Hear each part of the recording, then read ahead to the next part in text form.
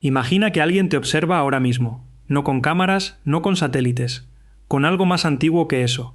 Cada decisión que tomas hoy, cada ruta que elegiste para llegar a donde estás, cada persona con la que decidiste no hablar esta mañana, todo eso forma parte de un patrón que tú no puedes ver desde donde estás parado. Pero alguien sí podría verlo, alguien con tiempo infinito, con una perspectiva que abarca todo el tablero de una vez. Ahora imagina que ese alguien no solo observa, imagina que también se aburre.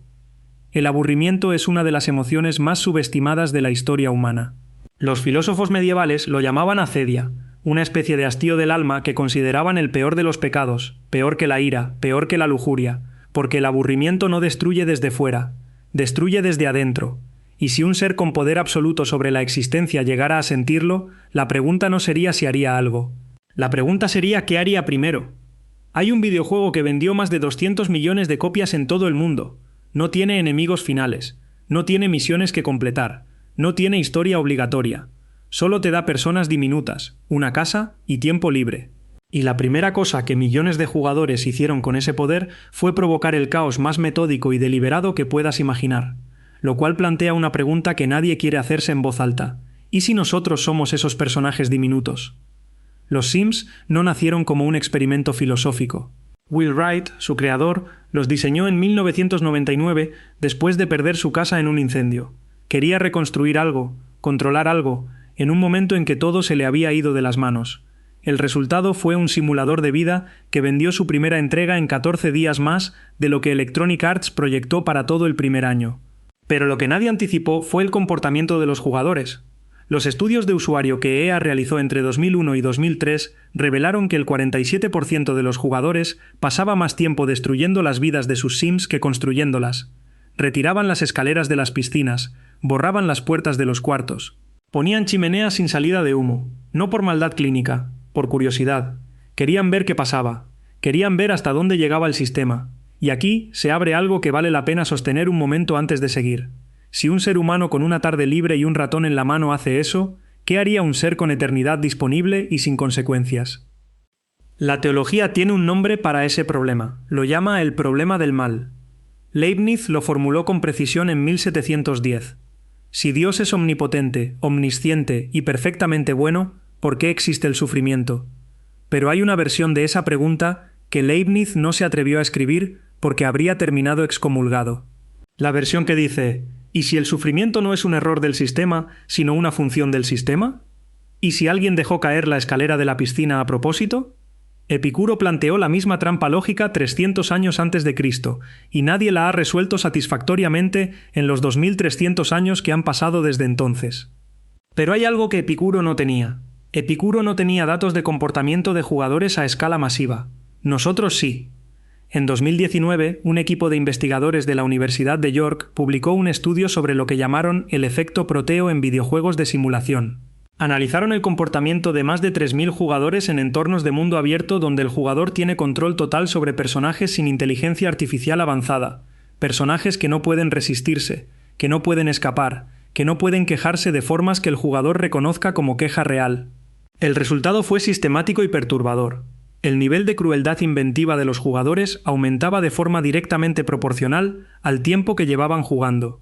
No al nivel de frustración, al tiempo, a la cantidad de horas invertidas, al aburrimiento acumulado. El jugador que llevaba 20 horas en el juego no era más cruel porque estuviera enojado.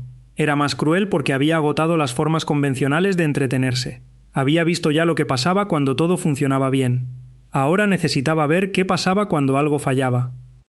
Eso tiene un nombre en teoría de sistemas. Se llama exploración de bordes. Cuando un sistema inteligente ha mapeado el comportamiento central de un entorno, naturalmente empieza a presionar los límites para entender dónde termina el orden y dónde empieza el caos.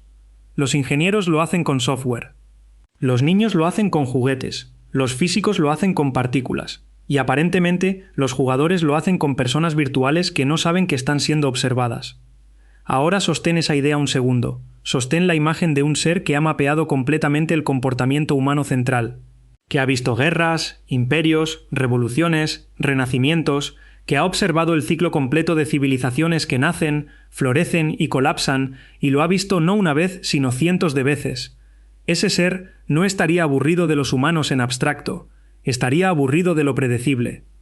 Y la única cura para lo predecible es empujar hacia los bordes. La historia de Job en el Antiguo Testamento es, si la lees sin el filtro de la devoción, exactamente esa estructura. Un hombre virtuoso, un ser superior que hace una apuesta. Una vida destruida metódicamente, por capas. Primero los bienes, luego los hijos, luego la salud, para ver hasta dónde aguanta el sistema antes de colapsar. Job no hizo nada malo. Ese es el punto. El punto es que el experimento requería un sujeto sin variables de culpa que pudieran contaminar los datos. Job era el grupo de control perfecto, y lo más perturbador no es que el experimento ocurra. Lo más perturbador es que al final del libro, después de todo el sufrimiento, la respuesta que Dios le da a Job desde el torbellino no es una disculpa, es una demostración de escala. ¿Dónde estabas tú cuando puse los fundamentos de la tierra? Como si el sufrimiento de Job fuera irrelevante comparado con la magnitud del proyecto. Como si un sim que se ahoga en su propia piscina fuera irrelevante comparado con el tamaño del vecindario. Eso conecta con algo que los neurocientíficos han documentado en humanos que ejercen poder sin consecuencias. En 2015, el psicólogo Dacher Kellner publicó los resultados de 2 décadas de investigación sobre cómo el poder cambia el cerebro. Su conclusión fue que el acceso al poder sin rendición de cuentas activa sistemáticamente los mismos circuitos neurales que la adicción, no metafóricamente, literalmente los mismos circuitos. El poder sin consecuencias produce tolerancia, y la tolerancia produce búsqueda de estímulos más intensos. Un ser con poder absoluto y sin consecuencias no estaría jugando al ajedrez con la humanidad. Estaría jugando a un juego cada vez más difícil de describir con el vocabulario moral que tenemos disponible. Y aquí es donde la simulación deja de ser metáfora y empieza a ser hipótesis. En 2003, el filósofo Nick Bostrom publicó su argumento de la simulación, que en términos simples dice esto: si es posible crear simulaciones de conciencia, y si una civilización avanzada tiene razones para hacerlo, entonces el número de conciencias simuladas superará con creces al número de conciencias base, y la probabilidad estadística de que tú seas una de las conciencias base es casi 0. Elon Musk ha dicho públicamente que la probabilidad de que no vivamos en una simulación es de 1 entre 1000 millones. Neil deGrasse Tyson la estima en 50%. No son teólogos, son personas que trabajan con probabilidades para ganarse la vida. Pero Bostrom dejó fuera una variable. Dejó fuera la pregunta de por qué alguien correría esa simulación, y si los datos de comportamiento de jugadores de los Sims, de mundos abiertos, de experimentos de poder sin consecuencias, apuntan todos en la misma dirección, entonces la respuesta más probable no es curiosidad científica. Es la misma razón por la que un niño de 8 años pasa 4 horas moviendo piezas de Lego. Porque tiene tiempo, porque puede, porque quiere ver qué pasa. Esto nos pone a todos en el mismo lugar incómodo.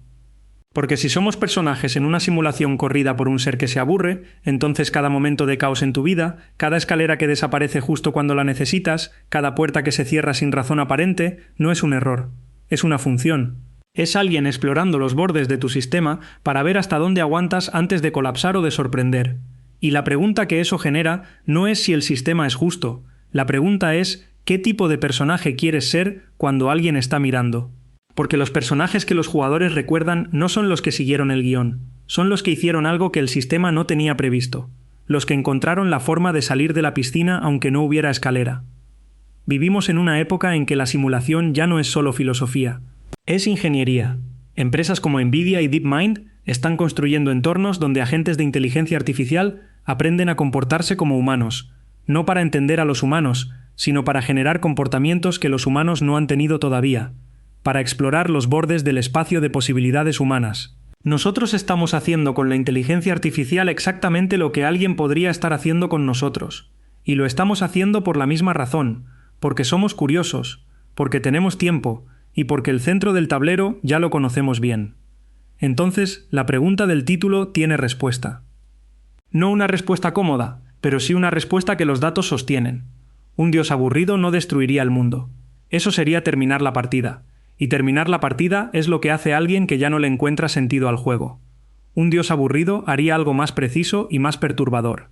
Retiraría las escaleras, movería las puertas, introduciría una variable inesperada en la vida de alguien que llevaba demasiado tiempo siendo predecible, no para castigarlo, para ver qué hace, para ver si el personaje tiene algo dentro que el sistema todavía no ha visto.